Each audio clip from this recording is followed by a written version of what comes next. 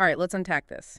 You're gearing up for the MSRA situational judgment test. Yeah. Hmm. And that exam isn't just about what you know, it's really about how you think in those tricky, real-world clinical dilemmas. Exactly. Today, we're diving deep into the core principles that guide good practice, the common traps, the test sets, and those handy mnemonics that will help you ace it. Indeed. Oh, The SJT is designed to assess your judgment against, well, the bedrock of UK national standards. okay.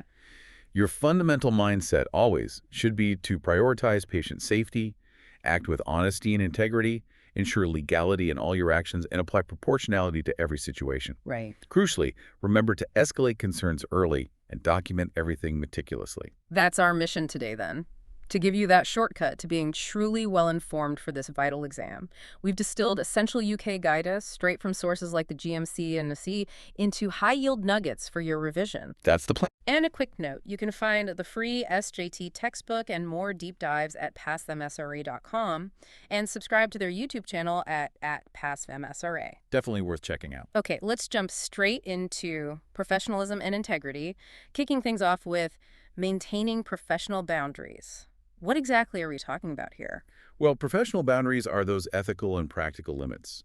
They keep the doctor-patient relationship appropriate and safe. Why do they matter so much? They're absolutely crucial for building and maintaining trust, which is really the foundation of patient care. Makes sense. And the GMC Good Medical Practice 2024, paragraphs 54-57, explicitly states that doctors must maintain appropriate personal and professional boundaries. With patients and colleagues? Yes, both. Right.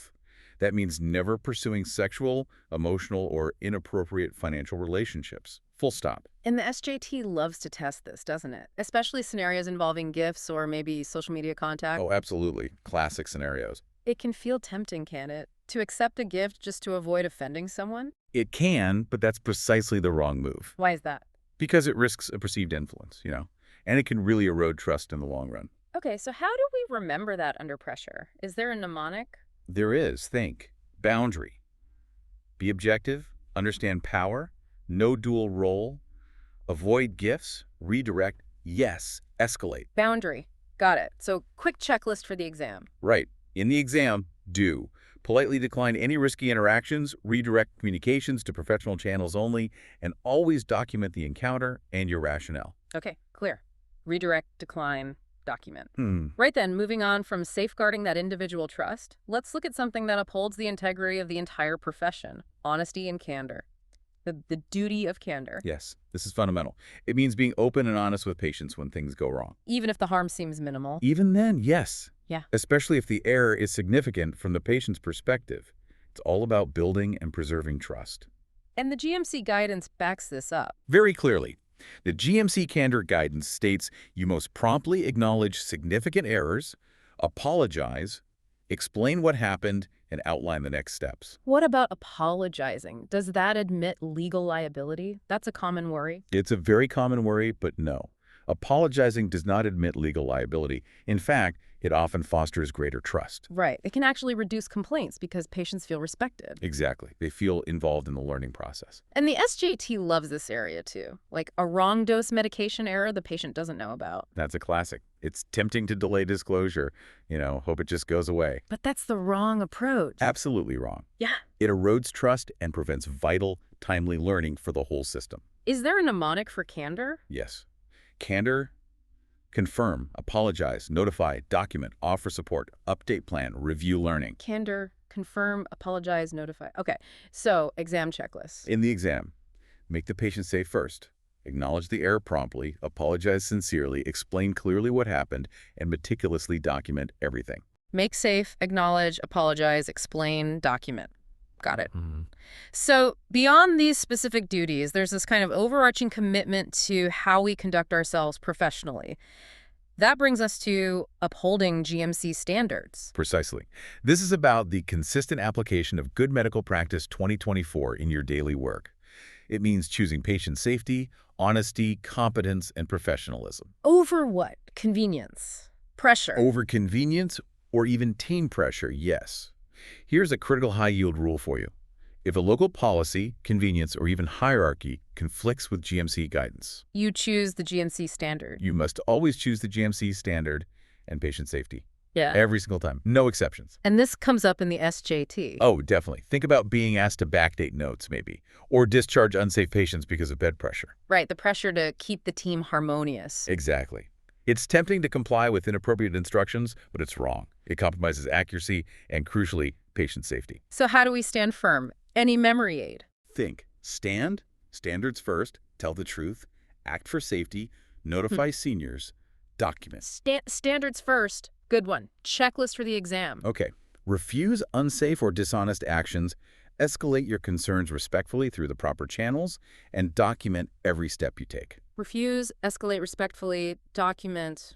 Makes sense. Mm-hmm. Now, for something maybe a bit more subtle, but still incredibly critical for trust and integrity, conflict of interest. Yes, this refers to any situation where your personal interest, maybe financial, maybe something else, could potentially influence your professional judgment or decisions. And that could undermine patient care. Potentially, yes. Yeah. GMC guidance, particularly under maintaining professional boundaries, states you must actively identify and manage any conflicts of interest. Including things like gifts or bequests. Yes, exactly. The rule is clear. Never let these personal interests influence patient care, and always follow your local gifts policy. Your hospital will have one. And the SJT. How does this appear? Back to gifts again. Often, yes. Scenarios about accepting gifts.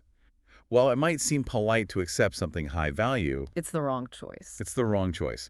It creates that perception of influence and, again, erodes trust. Is there a mnemonic for this? We can adapt one from professional boundaries. REDOC, redirect, decline, offer safe alternative, communicate, and record. REDOC. Redirect, decline. Exam checklist. For the exam. Declare any potential interests, decline offers that could be influential, and document your rationale for those decisions. Clear documentation is key. Declare, decline, document rationale. Got it. Oh, good. Right. Moving on. Your conduct, everything from how you dress to your digital presence, that's all part of your professional identity. Let's talk professional appearance and behavior. Absolutely. Your conduct, whether offline or online, must always justify the trust placed in the medical profession and ensure patient safety. So it's about professionalism across the board. Exactly. GMC Good Medical Practice 2024 clearly states your conduct must always be professional. This means being honest, accurate, and trustworthy in all your communications, whether you're in the hospital corridor or interacting online. And SJT questions often bring this up, like ward selfies. Yes, ward selfies where patient information might be identifiable or maybe being consistently late for clinic. These things matter. It's tempting, isn't it? Posting from clinical areas on social media. It might be, but it's wrong. It risks breaching confidentiality and really undermines public confidence in the profession. So a mnemonic to keep us on track here. Think. Polite, policy first, open ID, listen and apologize, integrity in notes, tidy digital professionalism, escalate early. Polite. Okay. Rapid checklist. Always adhere to attire and ID policy, communicate courteously, and ensure impeccable digital professionalism. Adhere. Communicate courteously. Digital professionalism. Check. So knowing your outward conduct is vital, but what about understanding your internal capabilities? This sounds like self-awareness insight. Exactly. This is the crucial ability to recognize your own limits. To know what you don't know. Precisely. To work strictly within your competence, to actively seek supervision when you need it, and importantly, to genuinely learn from feedback. And this impacts patient safety directly? Directly. The GMC Good Medical Practice 2024 states, you must work within your limits and ask for help where necessary, always protecting patient safety. So what's a typical SJT scenario, being asked to do something new? Yes, imagine being told to perform a procedure you've never done live. Tempting to just have a go or bluff confidence? Very tempting for some, perhaps, Right. but absolutely wrong. It directly risks patient harm. Is there a mnemonic for self-awareness? Yes. Aware, assess limits, warn, escalate, ask for help, refer, direct, educate, or reflect. Aware, assess limits. Good. Exam checklist. Quickly. Assess your competence for the task at hand, seek immediate help or supervision if you're unsure, and always prioritize protecting the patient. Patient safety first. Assess competence, seek help, protect patient. Right. And building on that self-awareness, this leads us naturally to that proactive journey of lifelong learning. Maintaining competence and continuous professional development, CPD. Yes, this is about consistently practicing within your abilities, continuously updating your knowledge, and actively seeking supervision when needed. It's a core GMC duty, isn't it? Absolutely. A core duty to ensure safe, effective care. Your CPD activities must be planned and properly evidenced. What's a high-yield rule here? Expired certifications. That's a key one. If a critical certification, like ILS or BLS, expires, you absolutely must not cover duties unsafely. So what do you do? You arrange competent cover immediately and book an urgent renewal. Patient safety cannot be compromised. And SJT scenarios test this. Expired certificates or being asked to do things beyond your training? Frequently. It might seem tempting to work a shift with a lapsed certification to avoid hassle. But it's wrong. Fundamentally wrong. It risks patient safety. Mnemonic for CPD. CPD safety. Check competence, plan learning, document, supervise, act for safety, feedback, evaluate. CPD, HAFE.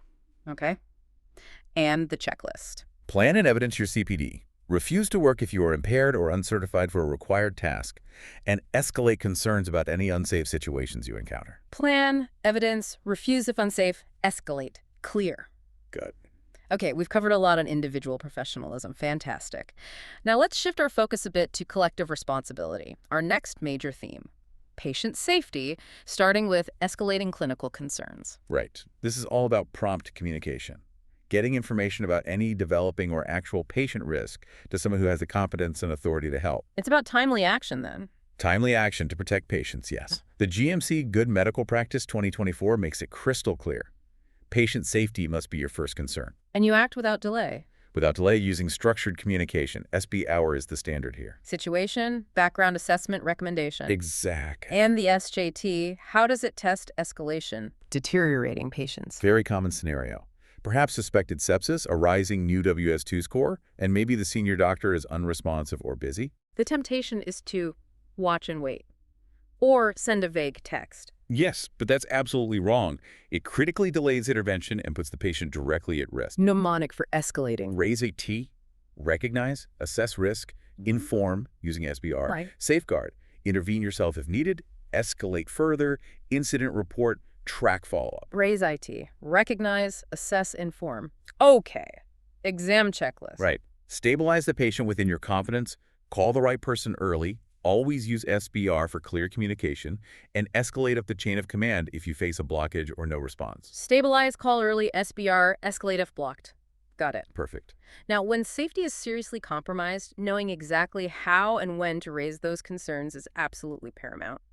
This brings us to speaking up, whistleblowing. Yes, this means raising concerns about unsafe practices or significant risks to patient safety, especially if the usual internal routes for addressing them seem to be failing. It sounds like a really important mechanism. It's vital. It protects patients and upholds professional standards. And there's protection for those who speak up. Like the Public Interest Disclosure Act. Exactly. The GMC Raising and Acting on Concerns Guidance and the Public Interest Disclosure Act 1998 PID protect workers making protected disclosures from detriment or unfair dismissal.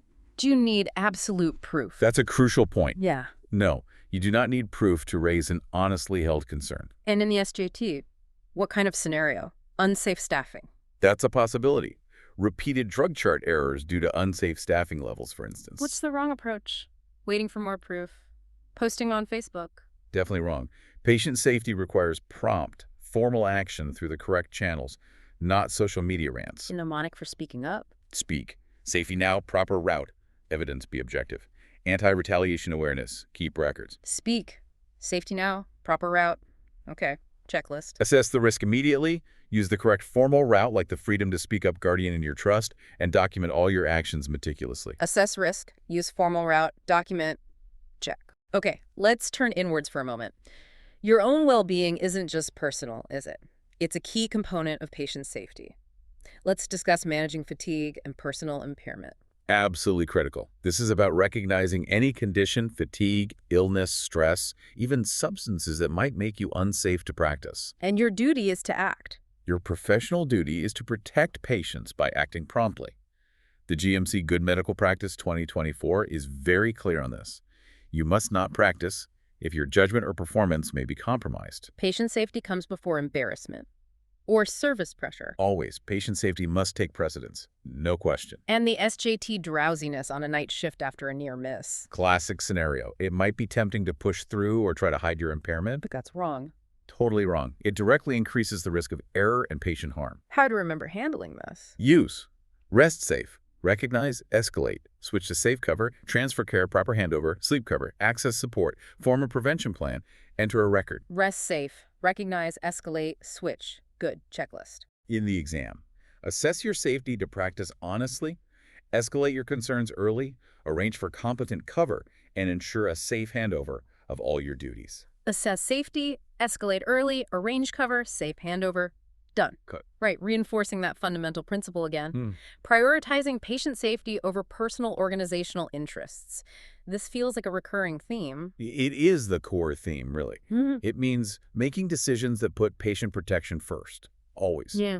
Even when they conflict with your personal convenience, maybe team politics or hospital targets. Even things like bed pressure targets. Especially things like bed pressure targets. The GMC Good Medical Practice 2024 mandates putting patients first and acting promptly if safety is compromised. You can't let hierarchy or target pressures delay necessary action. So the SJT scenario of pressure for an unsafe discharge. Is a perfect example. Tempting to comply to reduce bed pressure, maybe please a manager. But wrong. Fundamentally wrong. Yeah. Patient safety is the absolute non-negotiable priority. Mnemonic for this. First, flag risk, intervene, report escalate, secure record, track outcomes. First, flag risk. Okay. Checklist. Treat any immediate risk first, use formal communication structures like SBAR, and escalate if you find your actions or concerns are being blocked. Treat risk, use SBR, escalate if blocked. Fine. Okay, so patient safety isn't just about preventing harm, it's also about learning when things unfortunately do go wrong, which leads us to incident reporting, Datix, etc. Exactly. This is the formal process for documenting adverse events, near misses, or unsafe conditions. It's not about blame. It's about learning. It's critical because it triggers system improvement and learning. Always make the patient safe first. Be candid about what happened, report factually avoiding blame, and use that report to trigger system-wide improvement. What about near misses? Do they need reporting? Absolutely. Near misses must be reported. They reveal valuable system risks before someone gets hurt. And the SJT tests this, like a medication error the patient is unaware of, or equipment failure. Yes. Yeah. Tempting perhaps to quietly correct an error without reporting it. But that prevents learning. Precisely. It prevents systemic learning and misses a crucial opportunity to improve safety for future patients. Mnemonic for reporting. Report. Yeah. Reduce risk now. Explain to patient. Duty of candor link. Present facts. Escalate appropriately. Outcomes and learning focus. Record timing accurately. Report. Reduce risk.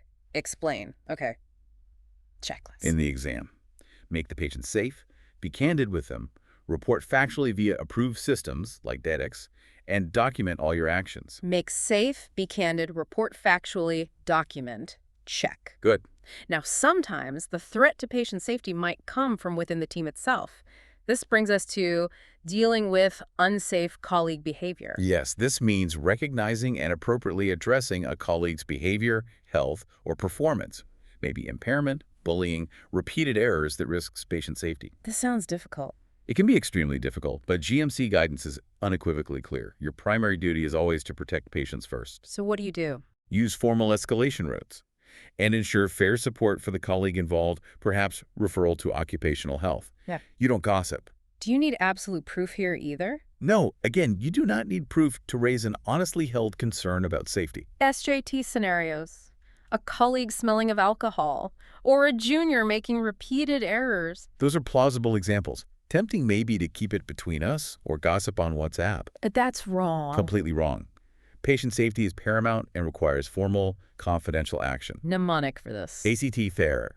Assess risk immediately, call senior help, take colleague off unsafe duties if necessary, formal reporting route, assist colleague, SEG occupational health, impartial record keeping, review the outcome. ACT AFERA. Assess risk, call senior. Right. Checklist. Protect patients immediately, escalate your concerns via formal channels, and document everything objectively. No opinions, just facts. Protect patients, escalate formally, document objectively. Okay. And ensuring that continuous patient safety relies heavily on effective team communication, doesn't it?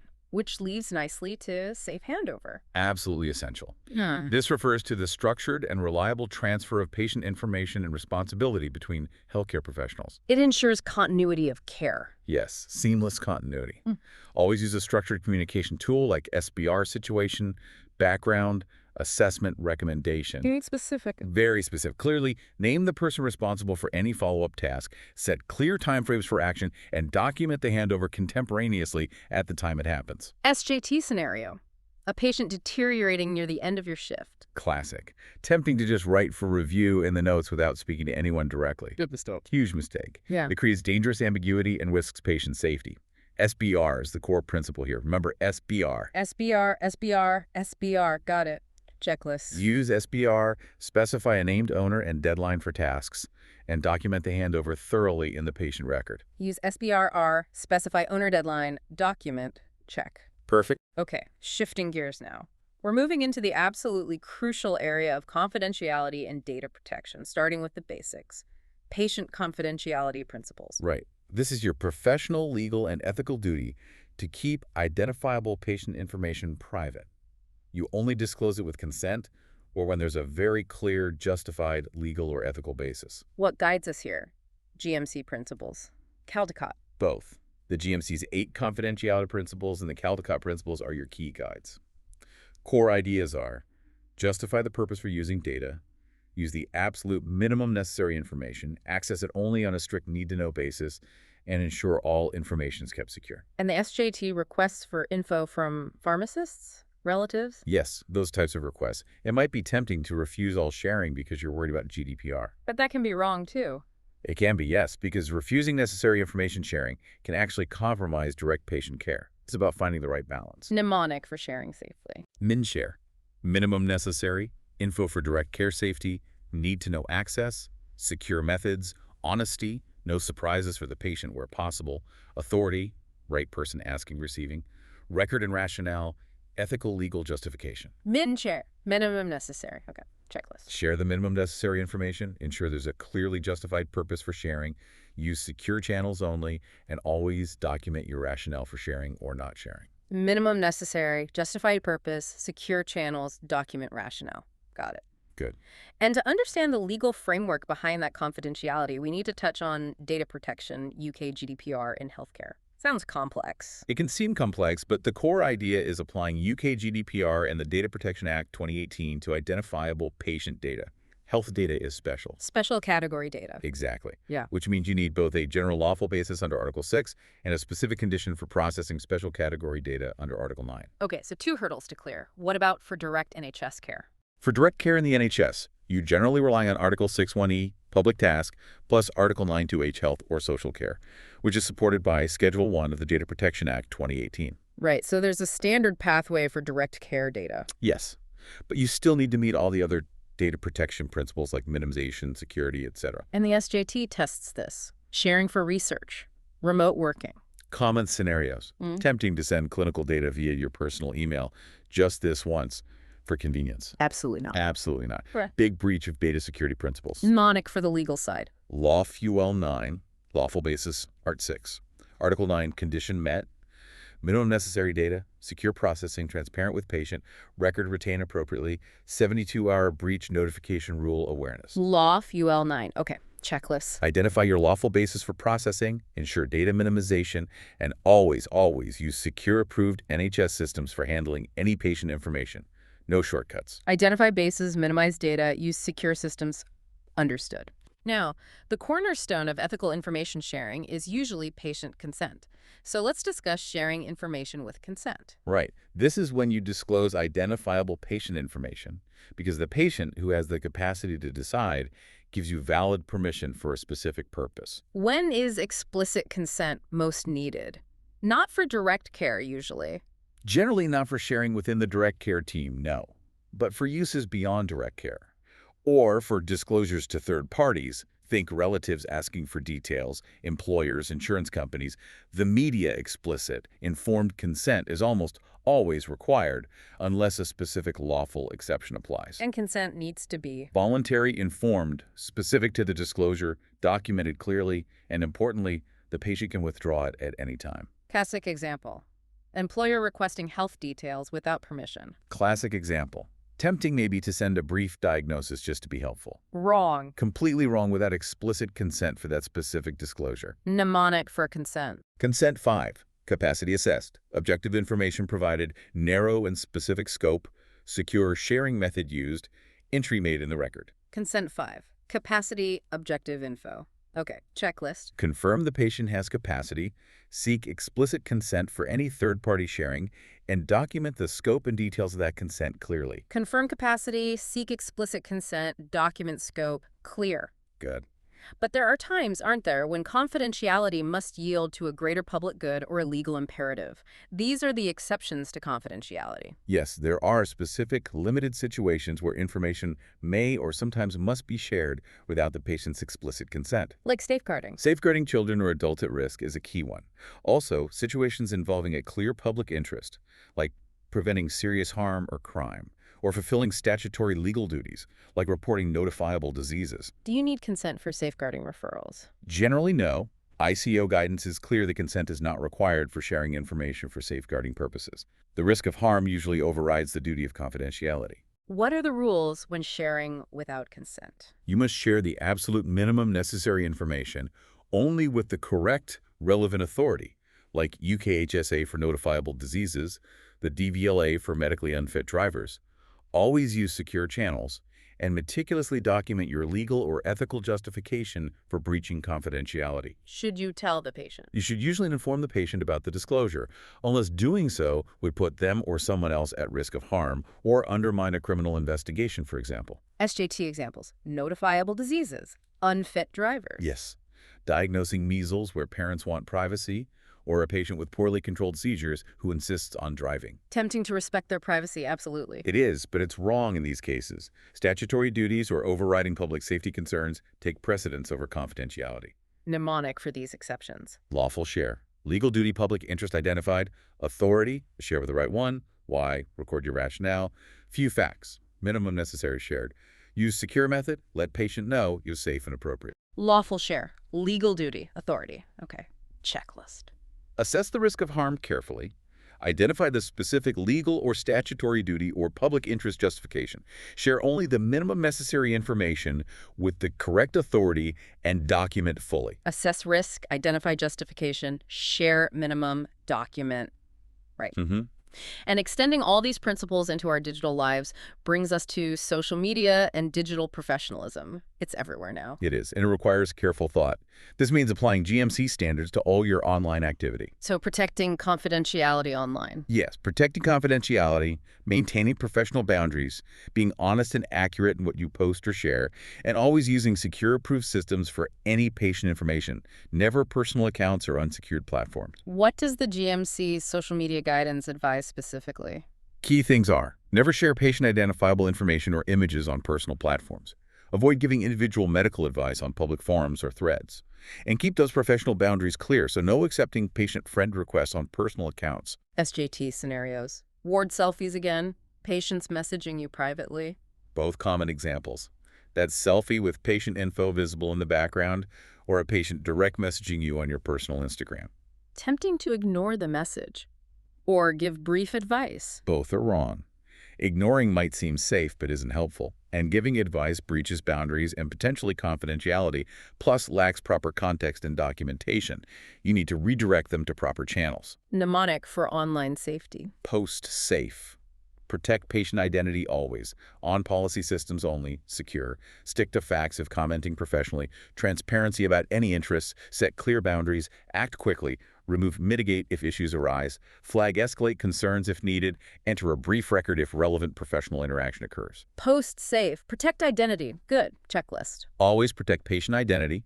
Use only secure approved channels for any patient-related communication, and maintain clear professional boundaries online at all times. Protect identity, use secure channels, maintain boundaries. Check. Okay, we've talked a lot about handling information safely.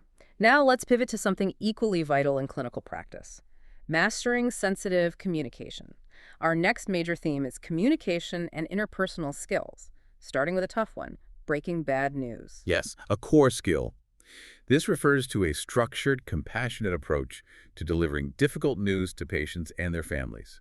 The aim is to ensure understanding, reduce distress as much as possible, and build trust even in difficult circumstances. Is there a framework for this? Like spikes? Spikes is a widely recognized and very helpful framework, yes. You prepare the setting, assess the patient's perception, what they already know or suspect, and their invitation, how much detail they want. Give a clear warning shot before delivering the knowledge plainly. Show empathy, pause, acknowledge and validate their emotion, and then outline a clear strategy or plan moving forward. And the GMC supports this approach. Very much so. It aligns perfectly with the principles in GMC Good Medical Practice 2024.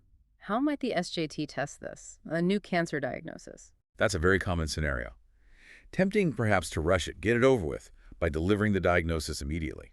But that bypasses crucial steps. Exactly. It bypasses those crucial steps for ensuring patient understanding and helping them begin to cope. Is there another mnemonic, perhaps? Warn plan can be helpful. Warn first, ask their understanding, respond to emotion, make a clear plan, paperwork, document the conversation, and provide leaflets. Link them to the wider team, like specialist nurses, arrange definite follow-up, next steps clearly agreed. Warn plan. Warn, ask, respond. Okay. Checklist. Prepare yourself in the setting, check the patient's current understanding, give that warning shot, state the news clearly and simply, pause and show genuine empathy, and then collaborate with them on a clear plan. Prepare, check understanding, warn, state clearly, pause, and empathize plan. Got it. Good. Now, the foundation of all good communication, surely, is truly hearing the patient, which brings us to active listening. Absolutely fundamental. Active listening isn't just hearing, it's a deliberate communication skill. It combines focused attention, empathy, reflection, and clarification. And the goal. To fully understand a patient's concerns, build that crucial trust, and ultimately make safe, shared decisions. How do you do it? Any techniques? Solar, ice. Yes, those are great tools. Be present. Use the solar posture. Sit facing, open posture, lean in slightly, eye contact, relaxed manner. Start broadly with open questions. Explore their ICE ideas, concerns, expectations. And responding. Nurse. Reflect and validate their feelings using nurse. Name the emotion, understand it, respect their feeling, support them, explore further. And always check understanding using teach back before agreeing clear next steps. What about SJT scenarios? Busy triage, anxious patients. Very common. Busy situations with anxious patients talking rapidly, tempting maybe to interrupt or reassure them prematurely. But that stops you understanding properly. Exactly. It prevents full understanding and gets in the way of true shared decision-making. Mnemonic for active listening. Listen. Let them speak fully. Invite their concerns using ICE. Show empathy using nurse. Test understanding. Chunk and check. Teach back. Explain and plan collaboratively. Note down the key points accurately. Listen. Let's speak. Invite concerns. Okay. Checklist. Invite the patient to tell their full story first.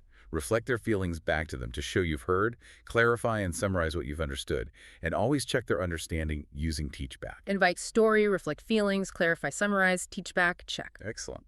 Now, sometimes conversations become heated or patients are very distressed. Specific techniques are vital then to restore a safe environment. Let's talk dealing with angry or distressed patients. Yes, a challenging but important area. This involves using non-threatening posture, maintaining a calm tone of voice, using empathic listening, and setting fair, clear limits to reduce risk and restore a safe environment for care. Safety first. Always safety first. Scan for risks, maintain a safe distance, ensure you have an exit route if needed, maybe have a colleague nearby. What about a structured approach? Calmer. Yes, the calmer steps can be very helpful. Remember to separate the person from their behavior. The behavior might be unacceptable, but the person still needs care. And crucially, always document the incident and report any abuse through formal channels like Datix. NICE NG10 also offers guidance here. SJT scenario. A relative shouting about delays in a busy A&E. Very plausible. Tempting, perhaps, to argue back or match their volume. Oh, escalates things. Exactly. It escalates the situation and creates an unsafe environment for everyone, staff, and other patients included. Mnemonic. Is it calmer itself? Yes. Calmer, calm stance and approach. Acknowledge their feelings. I can see you're upset. Listen actively to their concerns. Map out the core issue together. Explain the limits or boundaries clearly. Resolve with choices or a plan. Calmer. Calm stance. Acknowledge. Okay. Checklist. Ensure immediate safety. Acknowledge their feelings without judgment, set clear limits for acceptable behavior, offer realistic choices or next steps, and document the encounter thoroughly. Ensure safety, acknowledge feelings, set limits, offer choices, document. Right. Now, family and carers are often absolutely integral to patient care, aren't they? This means we need thoughtful communication and clear boundary setting when working with relatives and carers. Indeed. It's about building a partnership with relatives and unpaid carers, focusing on the patient's goals, while rigorously protecting patient confidentiality and autonomy. So how do you balance that? What's the key rule? A high-yield rule, stressed in GMC-GMP 2024, is to establish early on who the patient wants involved in their care and exactly what information can be shared with whom. Then document these preferences clearly. What if the patient lacks capacity? Then you must follow the Mental Capacity Act, MCA best interest process, involving relevant people as appropriate under the Act. It's also good practice to identify carers and signpost them to support NICE NG 150 highlights this. SJT test. A partner asking for details when the patient's capacity fluctuates. Yes, that's a tricky one. Tempting maybe to overshare because they seem concerned, or conversely, refuse all information because you're unsure. Both potentially wrong. Both potentially wrong. You must respect the patient's wishes, past or present if known. If capacity is lacking, you share only the minimum necessary information for the patient's direct care or benefit within that best interest framework. Mnemonic for working with carers. Carer. Consent. Check patient preferences first. Assess capacity accurately. Relevant minimum information share only. Engage carers appropriately as partners. Record all decisions and communications. Carer. Consent, assess capacity. Okay, checklist. Check patient preferences early on. Verify the identity and consent basis before sharing. Share only the minimum necessary information and document your decisions and rationale. Check preferences, verify consent, share minimum, document. Got it. Good. Ensuring clear, equitable communication for all patients is a fundamental duty. So let's tackle communicating with non-English speakers, specifically using interpreters. Yes, this is about using a professional interpreter face-to-face, phone, or video to ensure that patients fully understand their situation and can properly participate in decisions about their care. It's a core professional duty. What guidance covers this? GMC, Accessible Information Standard. Both. The GMC expects you to arrange interpreting services when needed. The Accessible Information Standard requires NHS services to identify and meet patients' communication needs, including things like British Sign Language, BSL interpretation. What about using family members, especially children? A definite no-no. Do not use children as interpreters. Avoid family members too, except perhaps in very limited emergency situations, and even then it must be carefully documented and ideally followed up with a professional interpreter. It's inappropriate, risks safety due to potential misinterpretation or bias, and undermines confidentiality. SJT scenario. Getting consent from a non-English speaker and a child offers to translate. Very common trap. Tempting to use the child or another family member for speed. But it's wrong. Completely wrong for all the reasons mentioned. Inappropriate, unsafe, lacks confidentiality and assurance of true understanding. Mnemonic for using interpreters. Interpret. Identify the need early, part of AIS. Engage a professional interpreter. Triad setup, positioning so you talk to the patient. Explain plainly. Short sentences, avoid jargon. Review understanding with teachback via the interpreter. Privacy assured, no children used. Record the details, interpreter ID, language. Evidence provided, translated leaflets if available. Track need for follow-up interpreting. Interpret. Identify need, engage professional. Great checklist. Book a professional interpreter. Always speak directly to the patient, not the interpreter. Use plain language and check understanding using teachback through the interpreter, and document the details of the interpreting session. Book professional, speak to patient, plain language teachback, document. Check. Perfect.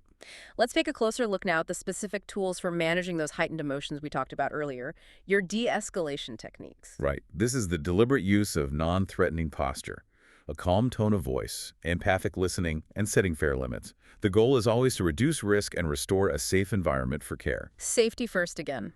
Always safety first. Maintain distance, ensure you have an exit, involve a colleague if you feel unsafe, use nonverbal control things like a relaxed stance, keeping your hands visible. And verbally. Listen, validate, summarize their concerns to show you're hearing them. Set clear, neutral boundaries about behavior, not the person. And offer practical, realistic choices to help them regain control and move forward. Follow NICE NG10 principles. SJT scenario. Patient standing up, invading your space, clenched fists, raised voice. Yes, a clear escalation. Tempting maybe to match their volume or ignore the threatening behavior. Wrong and unsafe. Exactly. Unsafe and likely to escalate the situation further. Mnemonic for de-escalation. De-escalate. Distance and safety first. Empathize with their feeling. Slow, calm voice. Set clear limits firmly but fairly. Clarify the core issue. Alternative choices offered. Leave time space to cool down. Agree a plan. Transfer to record document. Escalate for security help if risk remains high. De-escalate. Distance, empathize, slow voice. Okay. Checklist. Make a situation safe. Adopt a calm stance and tone. Acknowledge their feelings. Set clear limits on behavior. Offer choices. And document the incident. Make safe, calm stance, acknowledge feelings, set limits, offer choices, document. Right. Now, let's just refine that compassionate response slightly. We need to be clear about the difference between being empathetic versus being sympathetic. Is there a difference? There is a subtle but important difference. Empathy is about understanding and acknowledging another person's feelings and perspective, and then responding helpfully from their viewpoint. And sympathy. Sympathy tends more towards pity or feeling sorry for someone. While well-intentioned, it can sometimes accidentally distance you or minimize their genuine concerns. Oh, you poor thing isn't usually as helpful as, that sounds really difficult. Which does guidance favor? Both GMC UK and NICE NG 197 strongly value empathy and shared decision-making. Empathy connects, sympathy can sometimes separate. So how do you show empathy effectively? A good approach is to notice the emotion. Name it. I can see you're feeling worried.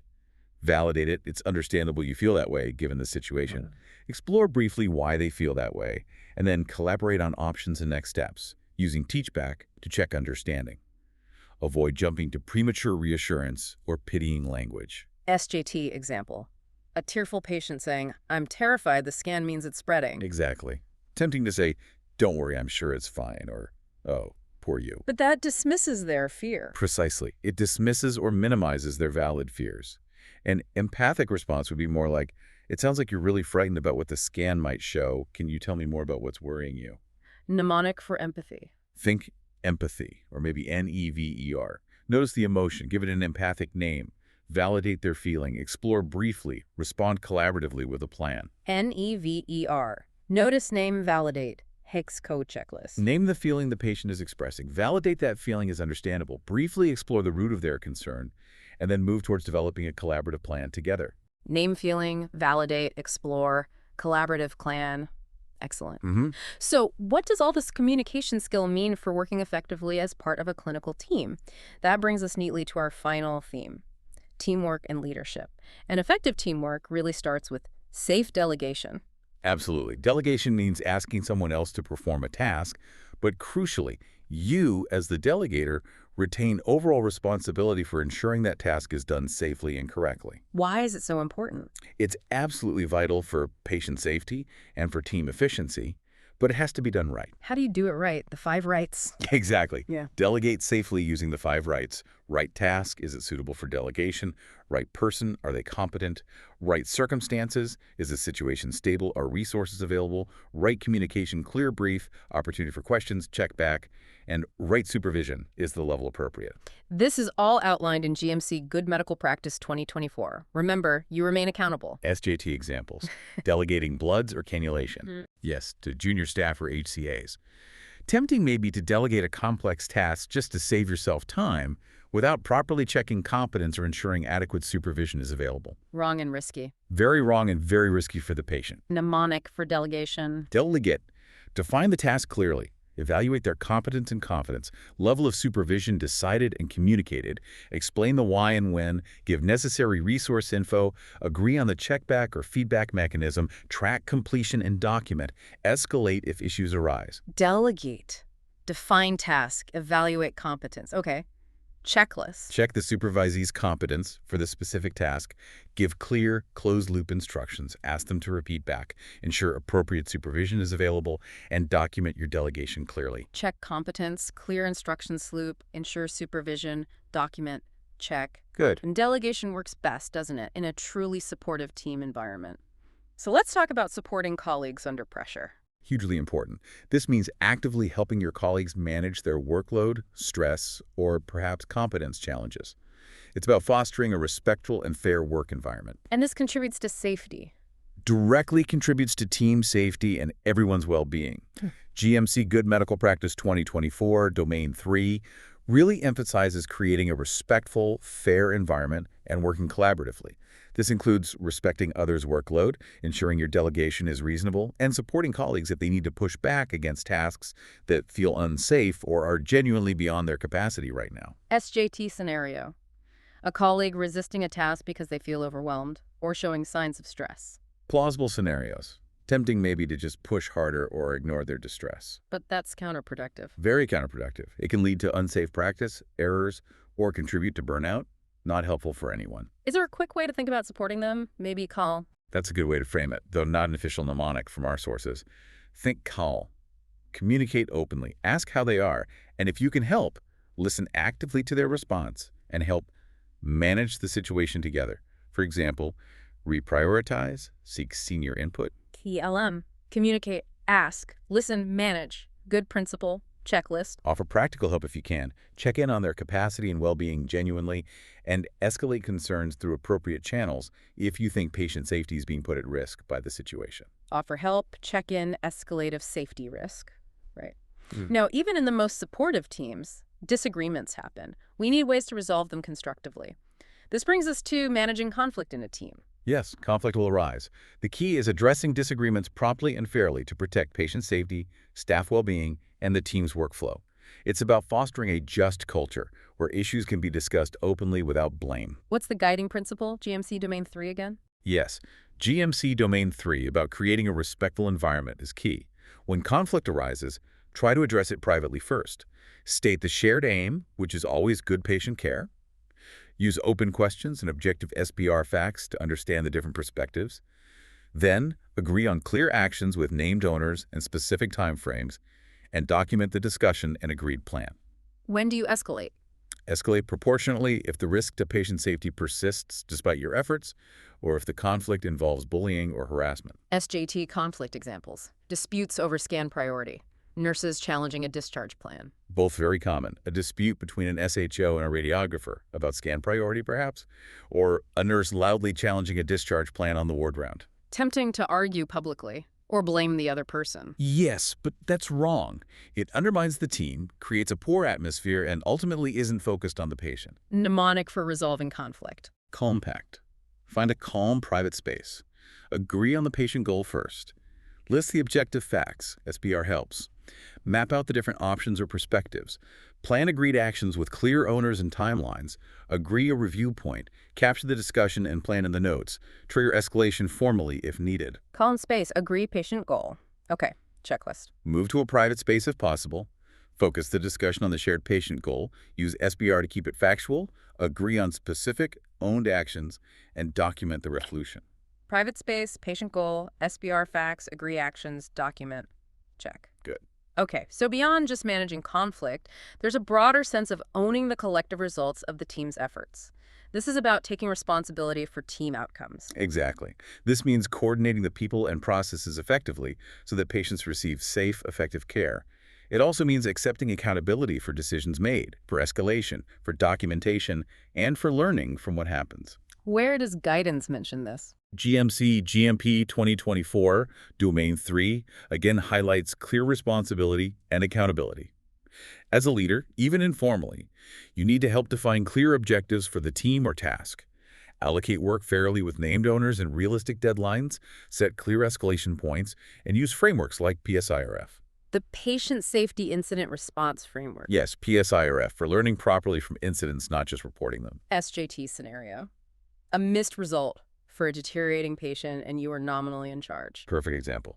Tempting maybe to blame a junior colleague who was meant to check, or just fix the error quietly yourself. But the leader retains responsibility. The leader, formal or informal, retains overall responsibility for ensuring the team's systems work and for ensuring learning happens when they don't. Blame isn't the answer. Understanding why it happened is. Mnemonic for owning outcome. Own the outcome. That should just I've made clear. Work allocated appropriately. Name specific owners or tasks. Time scales set realistically. Helps escalation pathways defined. Evidence documented in notes. Outcomes reviewed for learning. Own the outcome. Objectives clear. Work allocated. Right. Checklist. Acknowledge your role and responsibility in this situation.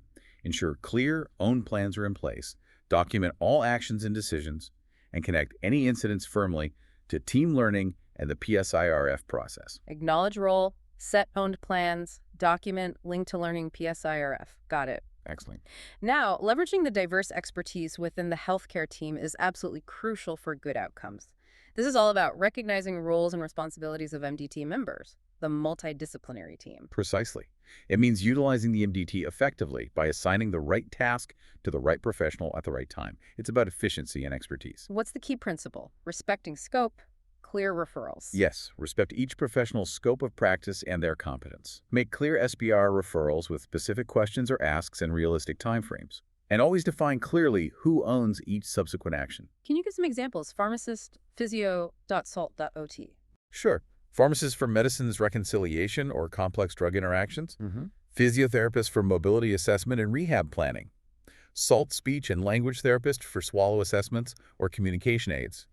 OT occupational therapist for assessing activities of daily living and planning home adaptations for discharge. SJT test.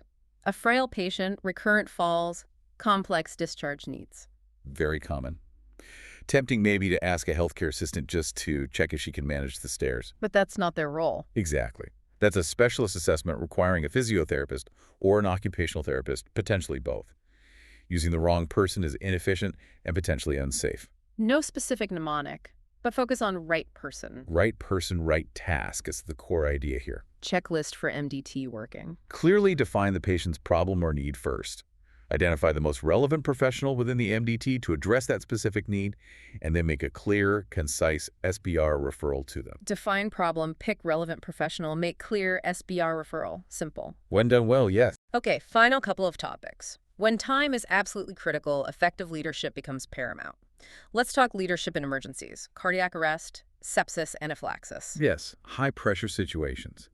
This means coordinating people, information, and equipment effectively under extreme time pressure to ensure the best possible patient outcomes. What are the high-yield rules here? Calling for help early, allocating roles. Absolutely. Call early for help, use the emergency buzzer, dial 2222, allocate roles aloud clearly. You take airway, you start compressions, you get IV access and draw up drugs, you scribe everything. Closed-loop communication, following algorithms. Yes, use closed-loop communication. Can you give 1 milligram adrenaline? Giving 1 milligram adrenaline now. To confirm tasks. Follow relevant algorithms rigorously. ALS, Rhesus Council sepsis guidelines based on NICE NG51, anaphylaxis protocols. Maintain situational awareness, what's happening, what needs to happen next, and escalate proactively based on triggers like the new WS2 score. What about pediatric emergencies? Any key differences? Yes, crucial differences. Uniquely for kids. Focus on airway and breathing first. The initial 5 rescue breaths in CPR are vital. Use the national PUWS, Pediatric Early Warning Score. Apply age and weight-based dosing and equipment. Meticulously use resources like the BNFC or local apps.